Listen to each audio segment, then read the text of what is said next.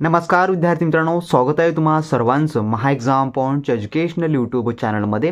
तर मित्रांनो, आपला आजचा व्हिडिओचा भाग आहे 4 मित्रांनो, ज्यामध्ये आपण TCS पॅटर्न आधारित सार्वजनिक बांधकाम विभाग भरती 2023 साठीची मित्रांनो आपण संभव प्रश्नपत्रिका आपण सोडवत आहोत।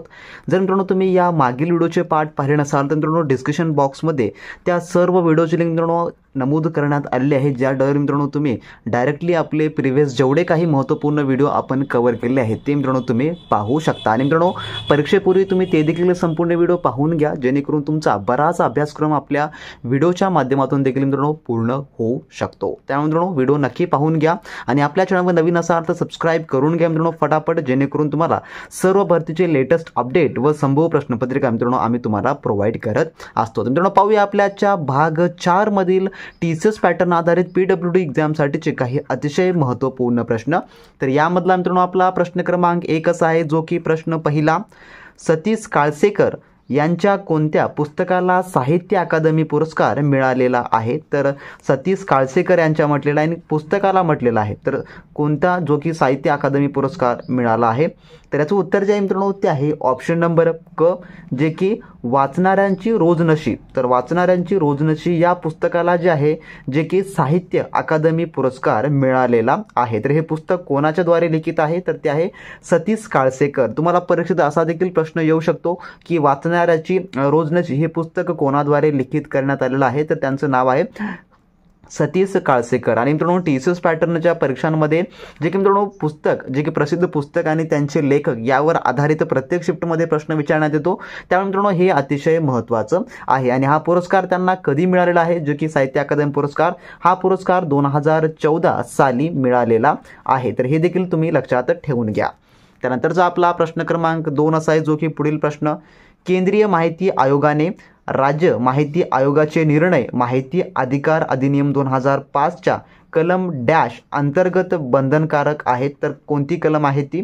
तर याचं उत्तर जे आहे मित्रांनो ते आहे ऑप्शन नंबर अ, जे की कलम 19(7) अंतर्गत जे आहे जे की बंधनकारक आहेत। आणि मित्रांनो, जे आपल्याला माहिती अधिकार देण्यात आलेला आहे तो भारतीय राज्य घटनेच्या अनुच्छेद 19(1) नुसार हा मूलभूत अधिकार आपल्याला देण्यात आलेला आहे। तर माहिती अधिकार मूलभूत हा कोणत्या अनुच्छेदानुसार आहे किंवा कोणत्या कलमानुसार आहे म्हटलं तर ते आहे कलम 19(1) नुसार हा माहितीचा अधिकार आपला मूलभूत अधिकार आहे। तुम्ही हे देखील लक्षात ठेवून घ्या। त्यानंतरचा आपला पुढील प्रश्न साहेब, जो की प्रश्न क्रमांक 3 जो आहे मित्रांनो, प्रश्न क्रमांक 3 असा आहे, ओरसंग नदी ही कोणत्या नदीची उपनदी आहे? तर ही ओरसंग जी नदी आहे ती म्हटलेलं आहे। तर याचं उत्तर जे आहे मित्रांनो ते आहे ऑप्शन नंबर ड, जे की नर्मदा नदी। तर नर्मदा नदीची ही एक जी की उपनदी आहे ओरसंग ही नदी। तर ही ओरसंग जी नदी आहे जे की प्रामुख्याने गुजरात या राज्यामधील आहे आणि ही जी नदी आहे जे की छोटा उदयपूर आणि वडोदरा या जिल्ह्यातून वाहते। हे देखील महत्त्वाचं आहे। तुम्हाला परीक्षेचा प्रश्न आला की ओरसंग ही नदी कोणत्या जिल्ह्यातून वाहते? तर ती आहे गुजरातमधील छोटा उदयपूर आणि वडोदरा या जिल्ह्यातून जी आहे ती वाहते। हे देखील तुम्ही लक्षात ठेवून घ्या।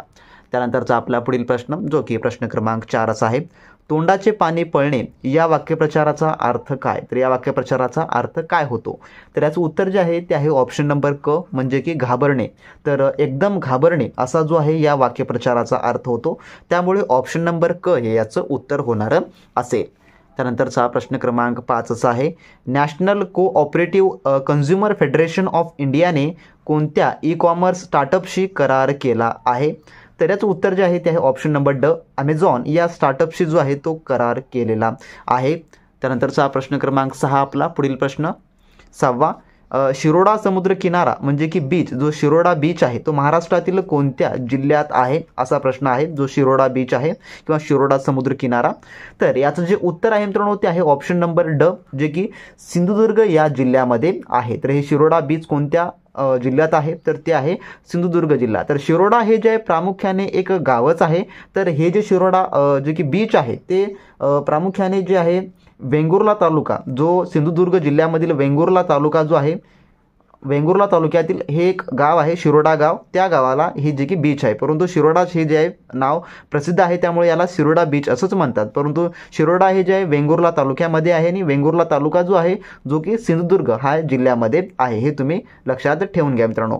त्यानंतरचा पुढील प्रश्न क्रमांक 7 असा आहे पुढचा आपला.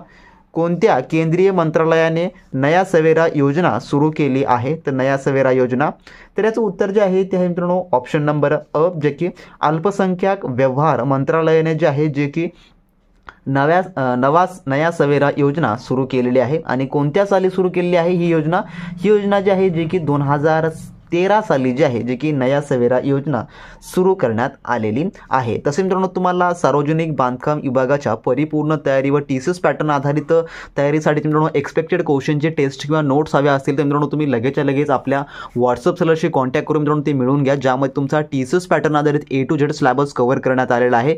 त्यासोबतच मित्रांनो त्या ठिकाणी तुम्हाला टेक्निकल क्वेश्चन बँक देखील उपलब्ध करून देण्यात आलेला आहे. तुम्हाला ज्या पदाकरता टेक्निकल क्वेश्चन बँक हवा असेल तर टेक्निकल देखील आता आपल्याकडे उपलब्ध झालेला आहे. आणि परीक्षेमध्ये भरपूर प्रमाणामध्ये जे प्रश्न एक्सपेक्टेड आहेत जे की टीसीएसद्वारे मागील विविध परीक्षांमध्ये विचारली गेलेली आहेत त्या प्रश्नांना अनुसरून मित्रांनो सर्व काही आपले टेस्ट आणि नोट्स आहेत मित्रांनो जे की परीक्षेमध्ये तुम्हाला अतिशय फायदेमंद असणारे असतील. जर तुम्ही मित्रांनो ते मिळवला तर तुम्हाला इतरत्र कोठेही कोचिंग लावण्याची गरज नाही किंवा मित्रांनो तुम्हाला कोणतीही बुक्स वाचण्याची गरज नाही. अगदी मित्रांनो आपल्या ई बुक्स व नोट्स मार्फत व टेस्ट सिरीज मार्फत तुमचा परिपूर्ण अभ्यासक्रम कव्हर होणारा असेल. जर मित्रांनो तुम्हाला मिळवायचा असेल तर लगेचच्या लगेच तुम्ही आपल्या व्हॉट्सअप सेलरशी कॉन्टॅक्ट करून घ्या. आणि ज्या विद्यार्थ्यांना फ्रीमध्ये मॉक टेस्ट सॉल्व्ह करायचे असतील त्यांनी आपला टेलिग्राम ग्रुप जॉईन करून घ्या.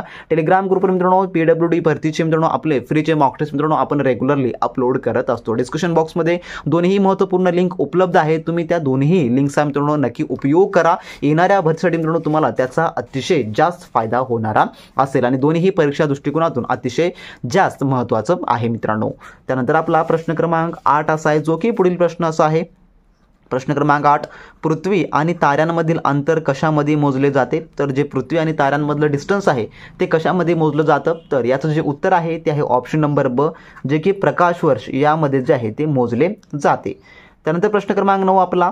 जयंत नारळीकर यांना महाराष्ट्र भूषण पुरस्कार मिळाला आहे, ते कोणत्या क्षेत्राशी संबंधित आहेत? तर जे जयंत नारळीकर यांना जो महाराष्ट्र भूषण पुरस्कार मिळालेला आहे ते कोणत्या क्षेत्राशी संबंधित आहेत असं म्हटलेलं आहे.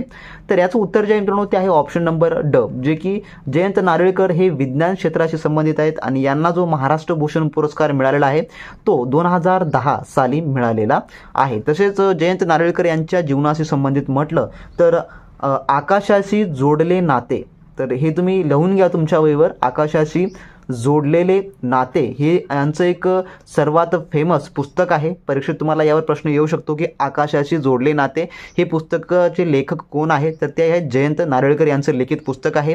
यांना महाराष्ट्र भूषण पुरस्कार मिळालेला आहे विज्ञान क्षेत्रात आणि 2010 साली हा पुरस्कार त्यांना मिळालेला आहे, हे तुम्ही लक्षात ठेवून घ्या.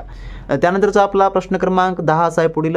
छत्रपती शिवाजी महाराजांनी त्यांच्या विरोधक अफजल खान याला ठार मारले, त्यावर शिवाजींच्या वीरतेचे गुणगान करणारे नाट्य लिहिले गेले, ज्याला नंतर कोणत्या नावाने जाणले जाऊ लागले? तर ओळखू लागले त्यानंतर.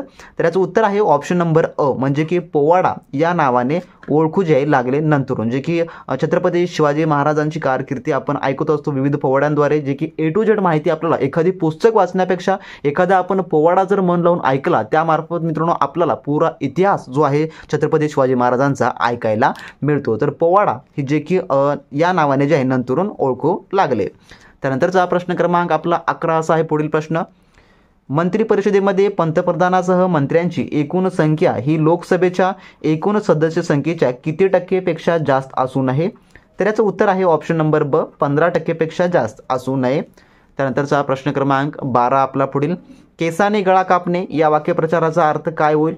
तर याचं उत्तर आहे ऑप्शन नंबर ब, जे की विश्वासघात करणे असा जो आहे या वाक्यप्रचाराचा अर्थ होतो, केसाने गळा कापणे म्हणजे. त्यानंतरचा प्रश्न क्रमांक 13. मध्य प्रदेशातील खालीलपैकी कोणत्या जिल्ह्यात बैगा जमातीचे लोक राहतात? तर याचं उत्तर जे आहे ते आहे ऑप्शन नंबर ड, जे की शोयपूर या जिल्ह्यामध्ये जे आहे थोडक्यात जे की बैगा जमातीचे लोक जे आहेत ते राहतात. त्यानंतरचा प्रश्न क्रमांक 14 आपला पुढील. गौरी गंगा म्हणून ओळखल्या जाणाऱ्या नेपाळ हिमालयातील मीलम हिमनद्यामध्ये खालीलपैकी कोणती नदी उगम पावते? तर याचं उत्तर जे आहे ते ऑप्शन नंबर जे की क जे की महानदी जी महानंदा नदी जी आहे ती उगम पावते. त्यानंतरचा आपला प्रश्न क्रमांक 15. प्रश्न क्रमांक 15 असा आहे, महाराष्ट्रात राष्ट्रकूट राजवंशाची सत्ता खालीलपैकी कोणी पहिल्यांदा स्थापन केली? तर याचं उत्तर आहे ऑप्शन नंबर ब जे की दंतीदुर्ग याने जे आहे महाराष्ट्रामध्ये राष्ट्रकूट राजवंशाची सत्ता जी आहे जे की पहिल्यांदा स्थापन केली. तर मित्रांनो असे हे आपल्या आजच्या व्हिडिओमधले टॉप 15 क्वेश्चन होते जे की आपण या व्हिडिओमध्ये पाहिलेले आहेत. आणि मित्रांनो ह्या स्वरूपाचीच प्रश्न तुमच्या परीक्षेमध्ये तुम्हाला विचारली जातात मित्रांनो, त्यामुळे तुम्हाला या प्रकारच्या प्रश्नांचा अभ्यास असणं अतिशय महत्त्वाचं आहे. आणि ज्या विद्यार्थ्यांना एक्सपेक्टेड क्वेश्चनचे टेस्ट किंवा नोट्स हवे असतील त्यांनी आपले ऑफिशियल कॉन्टॅक्ट जे सेलर आहेत त्यांच्याशी कॉन्टॅक्ट करून मित्रांनो तुम्ही अवघ्या 5 मिनिटांमध्ये सर्व काही मिळवून एक उत्तम तयारीला मित्रांनो आज व आतापासूनच लागू शकता. ज्या विद्यार्थ्यांना फ्रीमध्ये मॉक टेस्ट सॉल्व्ह करायचे असतील त्यांनी आपला ऑफिशियली टेलिग्राम ग्रुप जॉईन करून घ्या. त्याची देखील लिंक जी आहे मी डिस्क्रिप्शन बॉक्समध्ये प्रोव्हाइड करून दिलेले आहे मित्रांनो. आणि तुमच्या मनात काही प्रश्न किंवा शंका असतील तर या व्हिडिओला कमेंट बॉक्सद्वारे कमेंट करून सांगू शकता किंवा तुम्ही आपला ऑफिशियल टेलिग्राम ग्रुप जॉईन करून देखील तुम्ही आम्हाला त्या ठिकाणी पाठवू शकता मित्रांनो. आणि हा व्हिडिओ आवडला असेल नक्की लाईक करा, चॅनल नवीन असाल सबस्क्राईब करून घ्या अशाच प्रकारचे व्हिडिओ पाहण्यासाठी. आणि तुमच्या मित्रांसोबत आपला आजचा व्हिडिओ शेअर करायला मात्र विसरू नका मित्रांनो. भेटू नेक्स्ट व्हिडिओमध्ये. तोपर्यंत मित्रांनो बी प्रॅक्टिस क्रॅक एक्झाम.